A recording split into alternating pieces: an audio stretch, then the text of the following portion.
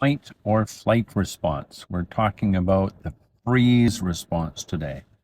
The freeze response happens when we are neither able to fight nor flee, and it's in all animals. Sometimes it happens to human beings when that first moment of terror or fear, and we freeze for a moment. So, in those moments, often we end up being unable to think clearly.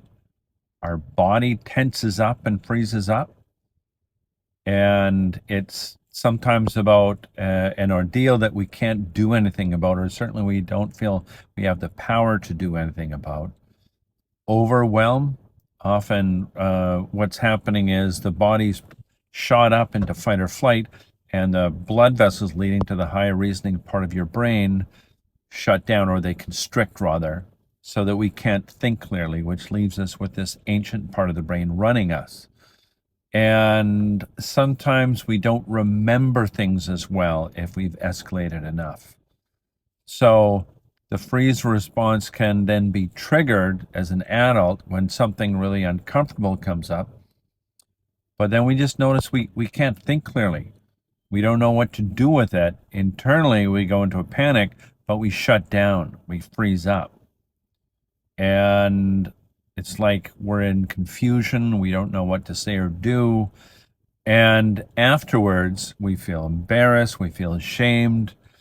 And if somebody does try to deal with this, we have this overwhelming, like, no, you can't talk about that. So this isn't unusual in a family where things just weren't spoken about, or we were directed, you're not allowed to talk about that outside of the family or even within the family, depending on the family. All right. What happens here stays here, kind of thing. So the freeze response, the challenge is to get to know it, know where you feel that in your body, even if it feels numb. There are sensations to the numbness, and it's to get to know what are the sensations, what do we do with our thoughts, and to start getting used to being at the edge of this so that we get to know it better, gently, at a time that works for us, with somebody safe, somewhere safe, so that we can start to ease into this. Avoiding addressing this leaves it in charge of us and doesn't really serve us. Often we need help to do this properly.